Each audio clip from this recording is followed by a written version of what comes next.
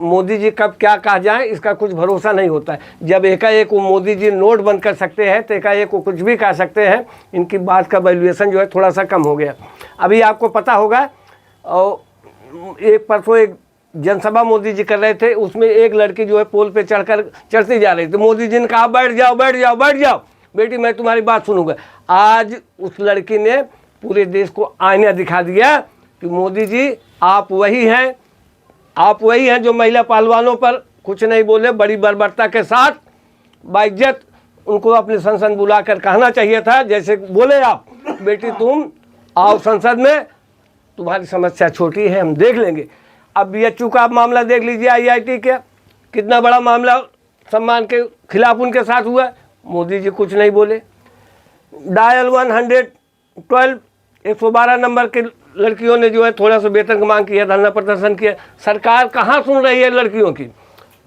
कुलदीप सिंह, महिला मजबूत हुई है, महिला सुरक्षित हुई है, बीजेपी सरकार में महिला मजबूत हुई है। हाँ, महिलाओं के सुरक्षित हुई है। आप हमें बता रहे हैं कि आप हमसे पूछ रहे हैं, आप बताइए क्या आपका सवाल आपका। अमित शाह दावा कर रहे हैं कि 12 बजे रात में भी अगर यूपी में जो है जेवर पहन के औरतें निकलती हैं तो कुछ नहीं होता है, सारे गुंडे मवाली खत्म हो गए। भाई साहब आप कह रहे हो कि 12 बजे रात में, 12 बजे रात में अपने पुरुष मित्र के साथ BHU में जो है वो लड़की जो है जा रही थी, उसको नग्न करके जो है क्या हुआ सुन करके हृदय रोने लगता है। ये सुरक्षा है? डकैती की बात छोड़ दो, मान सम्मान से बढ़ करके दुनिया में कुछ होता नहीं है।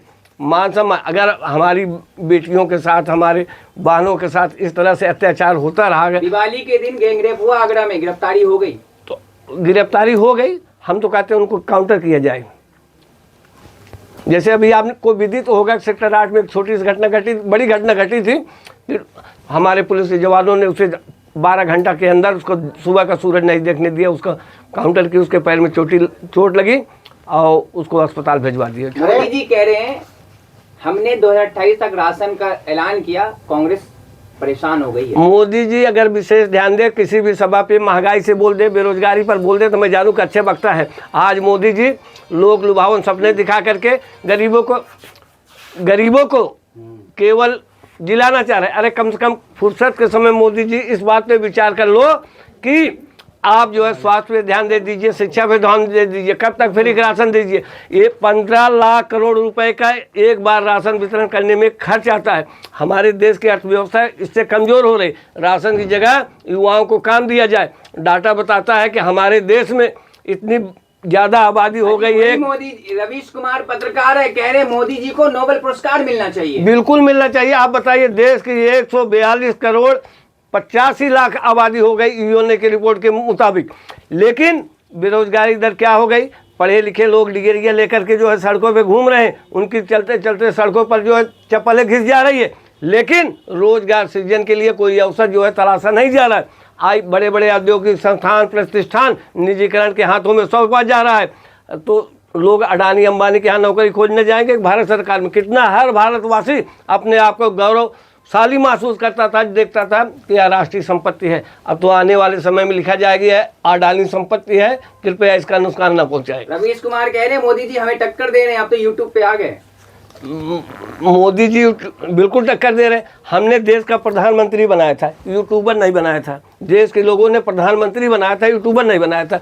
देश के लोगों ने फकीर नहीं बनाया था, प्रधानमंत्री बनाया था। देश के लोगों ने तपस्वी नहीं बनाया था, जो कहते हैं कि हम तो तपस्वी हैं, तपस्वी नहीं प्रधानमंत्री बनाया था कि आप 18-18 घंटा काम करें, 20-20 घंटे काम करें, तो प्रचार कब करने जाते हैं। गरीबों की सरकार है, गरीब आदमी है, चाय बेचते थे और बताइए प्रधानमंत्री बन गए। अब भाई साहब इनसे भी कम स्तर के ना, एक किसान का बेटा, बहुत दलित लाल बहादुर शास्त्री थे, गरीब घर के थे, छोटे से थे, लेकिन देश को कितने आन शान से देश को कितनी ऊंचाई तक पहुंचाया। कभी आपने सोचा? चाय बेचने वाला कोई नहीं, आज चाय बेचने वाले बड़े बड़े लोग हैं, चाय बेचते हुए कोई नहीं देखा है, लेकिन मैं दावा करता हूं कि देश बेचते हुए लोगों ने जाना है, समझा है। आपके हिसाब से सब चीज गलत ही हो रहा, तो फिर उनका 18 घंटा जा कहाँ रहा है? भाई साहब आपको मालूम होना चाहिए कि लोकसभा, विधानसभा और संसद में रजिस्टर नहीं होता है कि आपने हाजिरी लगाया 18 घंटे काम किया है। ये वहाँ रजिस्टर नहीं होता है। इस बात को आप नेट पर सर्च कर लेना कि अटेंडेंस रजिस्टर नहीं होता कि आपने 18 घंटा सुनिए आप 18 घंटा अगर काम करते हैं तो घूमने कब जाते हैं, प्रचार करने कब जाते हैं, विदेश दौरा कब करते हैं, काम में आता है। अजी दीक्षा मांग कर खाते थे मोदी जी, आज प्रधानमंत्री हैं। भिक्षा मांग कर खाते थे, कब किस समय उन्होंने भिक्षा मांगा, किसी ने नहीं देखा। कब उन्होंने चाय बेचा, किसी ने नहीं देखा। कब वो संघ ज्वाइन किया, किसी ने नहीं देखा। कब उन्होंने अपने परिवार के साथ, आपके अनुसार वो झूठ बोल रहे हैं? वो झूठ बोल रहे हैं कि जनता भी इस बात को समझती है। क्या क्या नहीं झूठ बोले मोदी जी ने, क्या क्या झूठ नहीं बोला। 2 करोड़ नौकरियां देने का वादा किया था। हाँ, जो खाली पद पड़े हुए हैं राजस्व विभाग में, डाक विभाग में, रेलवे विभाग में, उनको तो आज तक सृजित नहीं किया जा सका। उनको तो रोजगार दिया नहीं कि उनको खाली पदों को भरा नहीं जा सका। ठीक है, झूठ। 100 स्मार्ट सिटी बनेगी, 100 स्मार्ट सिटी बनेगी, बात झूठ। महिलाओं का 33% आरक्षण जो है 2026 में लागू होगा। आप बताइए, कोई काम करने से पहले उसकी व्यवस्था की जाती है। जब 2026 में महिलाओं का आरक्षण लागू होगा, ये इस आधार पर लागू होगा संविधान से कि जब उनका जातीय जनगणना होगी। हमारे देश में पुरुष संख्या कितना है, स्त्री संख्या कितनी है, दलित कितने हैं, पिछड़े वर्ग के कितने हैं, कितने सामान्य। रवीश कुमार जी मोदी कर रहे हैं।